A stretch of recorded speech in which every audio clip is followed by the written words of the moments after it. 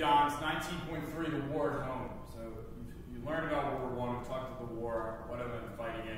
This is what it was like in the United States on the domestic front. So when political, social, and economic forces unleashed by the war, this is going to be a war that's going to bring massive change to the United States.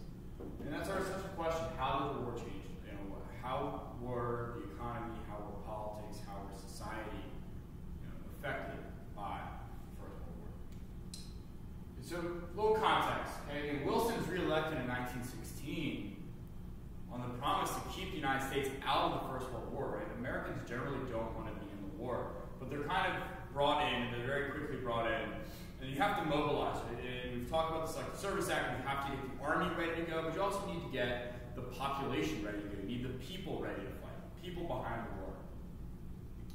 The U.S. is going to be the main supplier of arms and food and basically all goods for the Allies. Britain and France are very taxed by the war effort. It's very difficult for them to really even supply their own armies, supply their people. And they're really starting to rely on U.S. food, especially. But on top of that, U.S. goods, U.S. services. Okay? You think about that economically, the United States has a good economy, it's industrial, it's booming, right? But we have lots of factories, factories that make clocks and cars and furniture and all these consumer goods. And very quickly, you need those factories that are making these kind of civilian, peacetime consumer goods. And you're going to need to kind of transition an economy that produces a lot of them to producing lots of bullets and bombs and cars and tanks and things that the Army's going to need. So that's going to be a big issue here, getting the economy ready to go and supporting this massive war effort that the United States is just bombing itself. The idea that World War I is it's a total war. Everyone has to be involved. Everyone has to play a part. You're going to get a job in a factory. You're going to work. You're going to do something. We'll see people start growing gardens. They don't eat lots of food or food that the government needs to help send the troops. And that's going to kind of lead to that. Like everyone pitches in. Everyone there's a sense of community and there's a sense of patriotism in this war. We also see, as we normally do in wartime in the United States, there's lots of new opportunities for women, for minorities, to kind of take a wider role in society that they're normally kind of not granted. So we're going to talk about that too. War Industries Board, we talked about the problem of the economy and that getting this peacetime economy to a wartime economy and doing it as quickly as possible. Bernard M. Baruch, who's a major businessman, gets put in charge of the War Industries Board.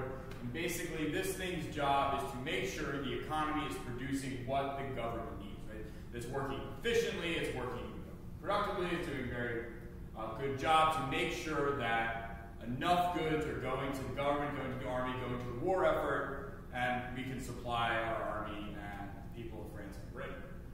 Okay, there's lots of kind of consumer goods kind of go down. Retail prices are going to skyrocket because the war is consuming so many things. It's going to make a lot of businesses a lot of money producing all these things for the war because they're obviously having a much bigger demand for their goods and services.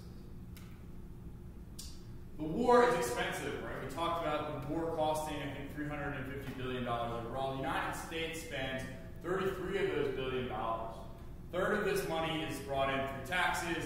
The next 2/3 are brought in through bonds, right? A bond is basically an investment. You buy a bond and you're paying for it, and basically the deal the government's going to give you a 2% or 1%, a very low rate of return on the bond. So if you buy it for $100, you'll get $102 back from the government, okay, in 20 years or 15 years, however long the bond lasts. These are investments, and they're meant, kind of sold, you can see as patriotic duty, right? Keep out the Germans, don't let them out, buy your bonds, help the people. Right? These Liberty bonds are going to help pay for the war, right? And people patriotically do it. People buy them because it is financially, it's a safe investment. You're guaranteed your money, you're guaranteed to make money on them normally. And it helps people support the war in their own way.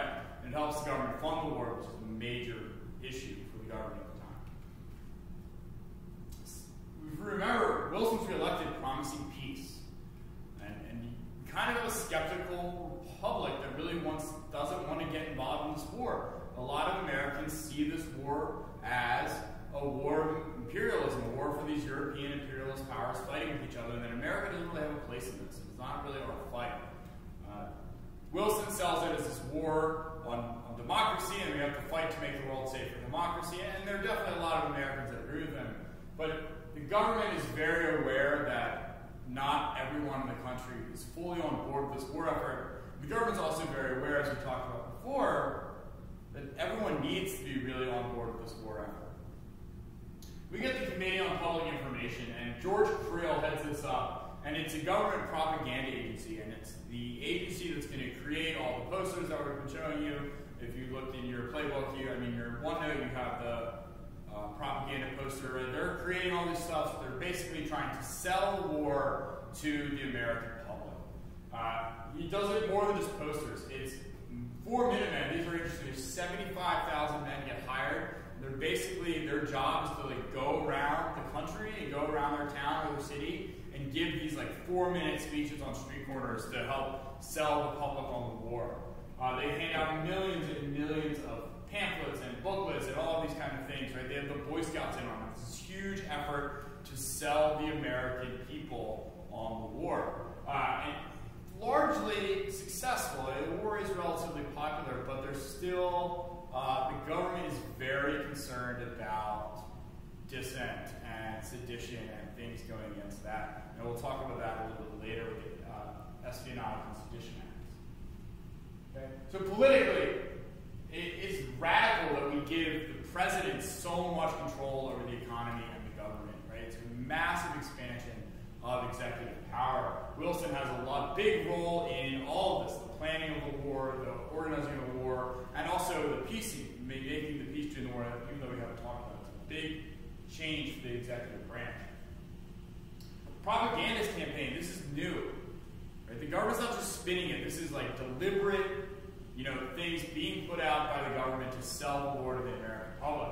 And if you didn't buy it, if you didn't buy into the war effort, there's always the Espionage and Sedition Act, which basically made it illegal to go against the war. If you publicly didn't like the war, like Eugene V. Debs, who believed this was a war that was just helping capitalists and imperialists get rich, and it was just slaughtering the working class, Debs gave a lot of speeches, did not believe in this war, attacked this war constantly. They put him in jail. They put him in jail for about 10 years. The war was over, and they still kept him in jail. Right? This is not, we kind of look at it, this is so unconstitutional, this is obviously a violation of his First Amendment rights, but they didn't really care then. Right? We remember Debs runs for president from prison in 1920, gets over 1 million votes. He's in prison because he violated the Espionage and Sedition Acts by speaking out against the war. Right? We also see women are rewarded for their role in helping fight, right? Helping to supply the country. There's women in the army, there's nurses, they work in factories.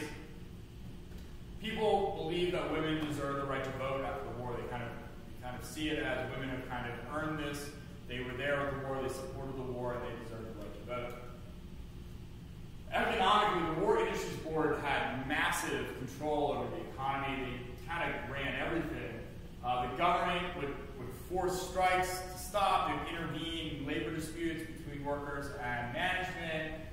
Unions were even on the government side, and the American Federation of Labor didn't try actively to not strike, but try to support the war effort.